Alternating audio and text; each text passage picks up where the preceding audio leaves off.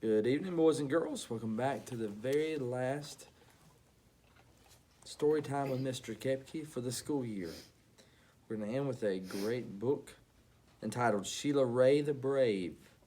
And it talks about how brave she is in so many different situations. This is by Kevin Hanks. Sheila Rae the Brave. Sit back, snuggle in, get ready for a wonderful summer. I hope that you have a great summer with your families and that you get a lot of rest and ready for another school year next year. Sheila Rae wasn't afraid of anything.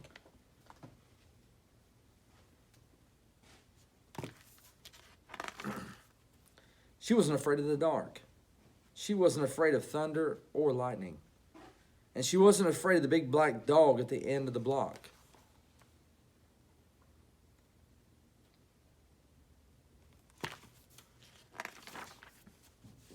At dinner, Sheila Rae made believe that the cherries in her fruit cocktail were the eyes of dead bears, and she ate 5 of them. At school, Sheila Rae giggled when the principal walked by.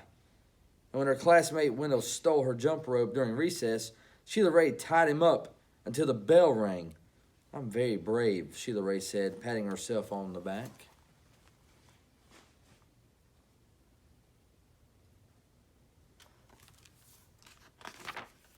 Sheila Rae stepped on every crack in the sidewalk without fear. When her sister Louise said there was a monster in the closet, Sheila Rae attacked it. And she rode her bicycle no-handed with her eyes closed. "Yay, yay, Sheila Rae," her friends yelled, clapping their hands. She is very brave.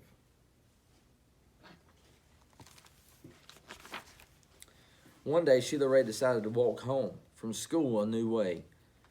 Louise was afraid to. "You're too brave for me," Louise said. "You're always such a scaredy cat," Sheila Rae called. "I am not," whispered Louise.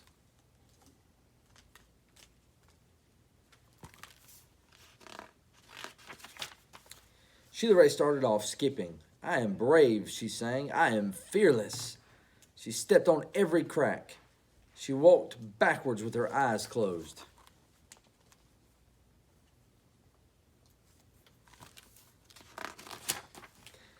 She growled at stray dogs. She bared her teeth at stray cats.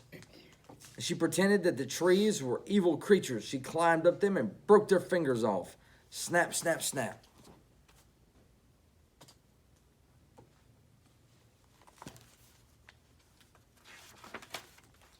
Sheila Rae walked and walked. She turned corners. She crossed streets. It suddenly occurred to Sheila Rae that nothing looked familiar.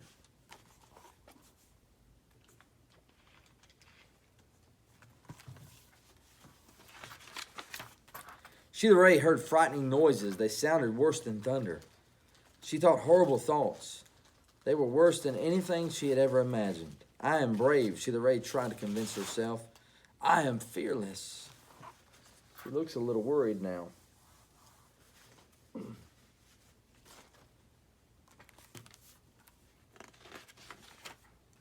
The sounds became more frightening. The thoughts became more horrible. Sheila Rae sat down on a rock and cried.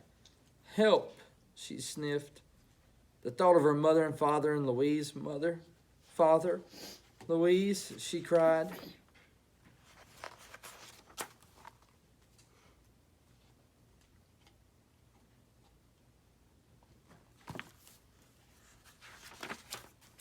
"Here I am," a voice said.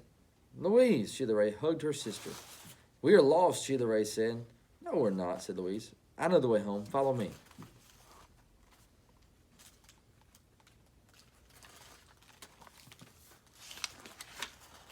Louise stepped on every crack. She walked backwards with her eyes closed. She growled at stray dogs and bared her teeth at stray cats.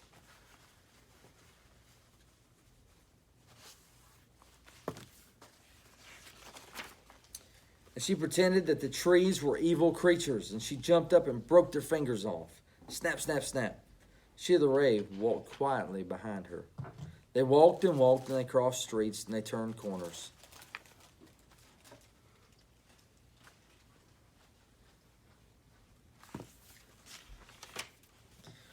Soon their house could be seen between the trees. Sheila Rae grabbed Louise and dashed up the street. When they reached their own yard and the gate was closed behind them, Sheila Rae said, "Louise, you are brave. You are fearless."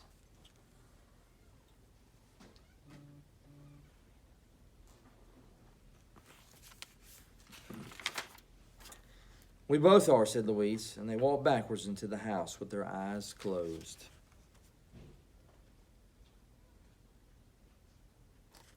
That is the end of our book this evening, Sheila Rae the Brave. I hope that each of you have a wonderful, wonderful summer. It's been a joy to read to you every single evening, and I look forward to doing it again next year. And I love each of you very, very much.